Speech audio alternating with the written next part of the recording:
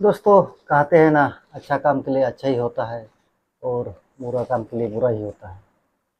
ज़िंदगी में आप जितना भी अच्छा काम किया हुआ रहेंगे तो एक दिन आपको उसका फल ज़रूर अच्छा ही मिलेगा। अगर आप बुरा किए हुए रहेंगे तो ज़रूर उसका फल आपको बुरा ही मिलेगा। दोस्तों, आज का एक सच्ची घटना लेकर आए हैं और ये सच्ची घटना है उत्तर प्रदेश के एक अलीगढ़ ज़िला का है। सुबोध जो होता है वो जेल में रहता है और जेल में रहने के बाद उसको जेलर के द्वारा फांसी की सज़ा सुनाई दी जाती है। दोस्तों, फांसी का सज़ा जब होने वाला था तो 2 दिन पहले ही सुबोध को अ, बुलाया जाता है और बुलाने के बाद उससे पूछा जाता है, जैसे कि हर मुजरिम को फांसी से 2 दिन पहले पूछा जाता है, आपका अंतिम इच्छा क्या है। तो सुबोध भी कहता है कि अगर मेरा अंतिम इच्छा आप पूरा करना चाहते हैं तो एक दिन मैं अपने बीवी के साथ रात बिताना चाहता हूँ। इस बात को सुनकर जेलर साहब थोड़ा-सा अ, हैरान टाइप का हो जाता है, क्योंकि अब तक जितना भी उसने फांसी दिए थे, किसी ने इस तरह का बात नहीं की है। दोस्तों नमस्कार, जोहार, मैं कुशनू और आप लोगों को आज मैं एक सच्ची घटना ना सुनाने जा रहा हूँ। ये उत्तर प्रदेश का अलीगढ़ का है।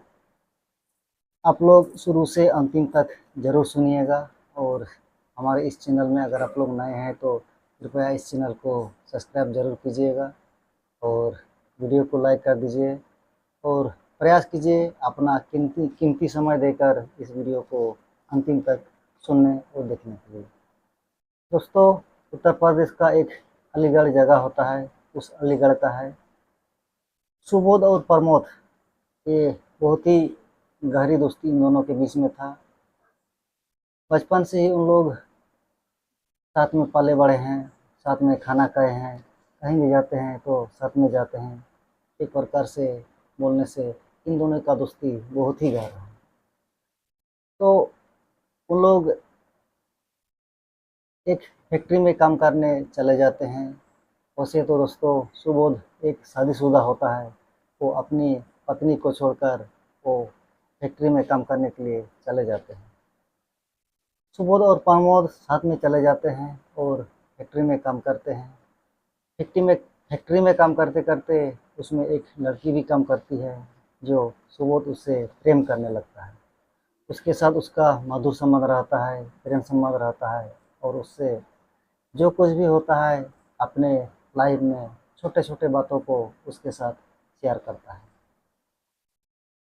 सुबह जब घर से टिफ़िन लेके जाता है, तो वो लड़की भी टिफ़िन लेके आती है। साथ में उन दोनों का जो टिफ़िन होता है, वो एक्सचेंज होते हैं और एक-दूसरे का उन लोग टिफ़िन खा लेते हैं।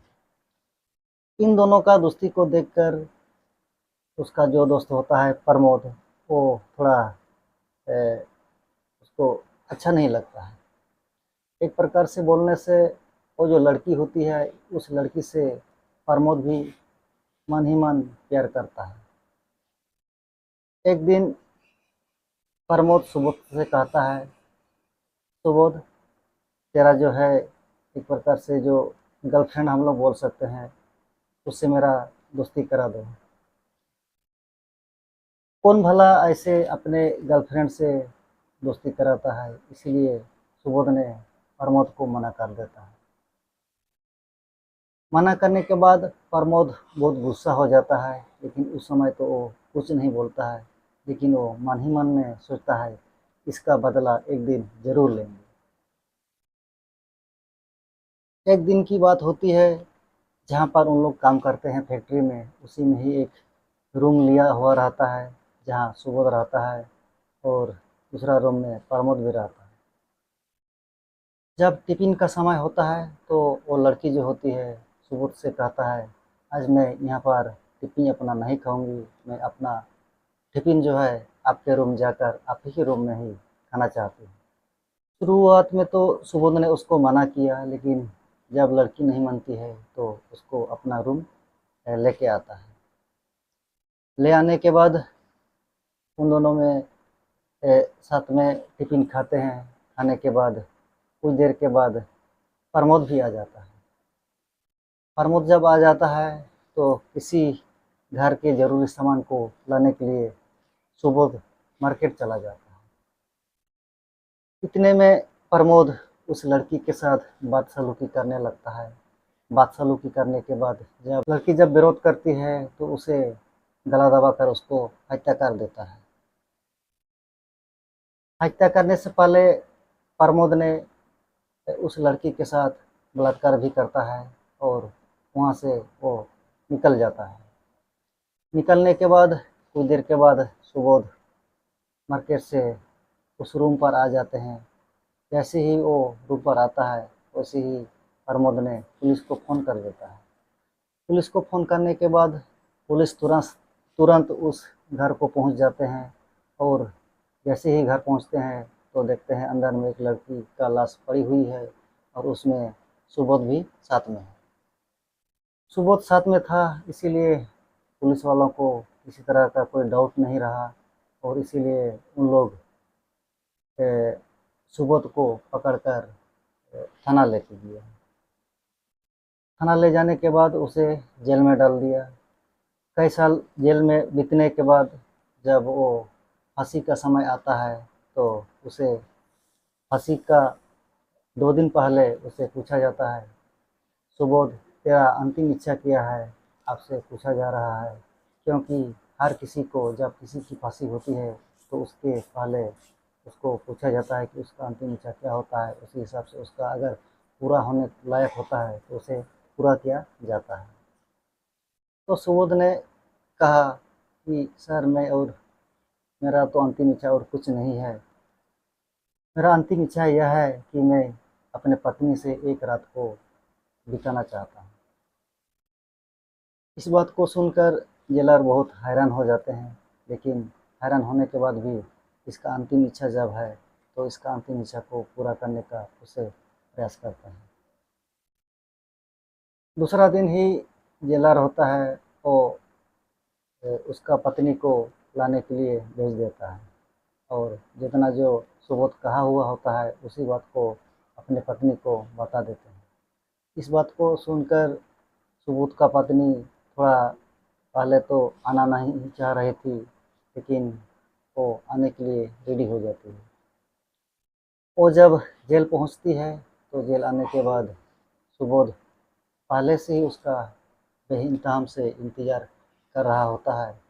जैसे ही पहुंचा तो उसको देखकर, उस पत्नी को देखकर सुबोध की आंख में आंसू बहने लगे। उस समय ऐसा होता है जब उस सुबोध को एक अलग बैरक में रखा जाता है और वहाँ उसे उसे उसकी पत्नी को भी वहाँ पर बुलाया जाता है और उन लोग साथ में एक दिन रात बिताने के लिए वहाँ पर उसको रखा जाता है। जेलर का कहना है अगर इन दोनों में कुछ आन-बान होते हैं, लड़ाई झगड़ा होती है या फिर किसी तरह का अनहोनी घटना होती है तो इसे हम लोगों को किसी तरह का कोई पता नहीं चलेगा, क्योंकि बंद कमरे में कोई वहाँ झाँकने तो नहीं जाता है। इसीलिए शुरुआती में जेलर ने एक वॉइस रिकॉर्डर होता है, उस वॉइस रिकॉर्डर को वहीं कहीं पर छिपा के रख देता है। पत्नी जब शुरू करती है कि सुबोध से पूछता है कि तुम क्यों इस तरह का अंजाम दिए हो, तो सुबोध ने रोते हुए कहा कि ये मैं मैं निर्दोष हूँ, मैं इस तरह का घटना नहीं दिया हूँ। उसे बताता है एक लड़की जो होती है हमारे फैक्ट्री में ही काम करती है, उसी से मैं प्यार करता था और इस बात को लेकर प्रमोद ने एक दिन हमसे कहा कि इस लड़के से मुझे भी दोस्ती करा दो। इसीलिए जब मैं उसका मना किया तो उसने इस तरह का अंजाम दिया।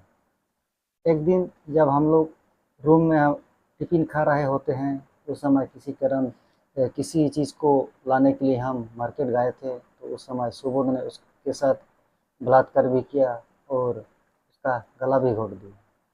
इस बात को सुनकर उसकी पत्नी का रो रो कर बुरा हाल हो गया। और दोस्तों ज़ाहिर सी बात है, जिस पति को 2 दिन के बाद उसका फांसी होने वाला है और इस तरह से अगर कोई पत्नी वहाँ पर पहुँचती है तो क्यों ना रोए। इस तरह गोटा रात अपना कहानी सुबोध ने सुनाते रहा और लड़की भी सुनती रही।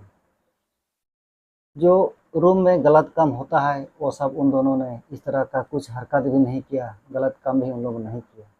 इस बात को सुनकर पत्नी हैरान हो जाती है। तो जब सुबह हो जाता है, सुबह होने के बाद उस लड़की वहाँ से चलती है। जब वो उस रूम से निकलती है तो निकलने के बाद उसका आंसू थाम नहीं ले रही थी।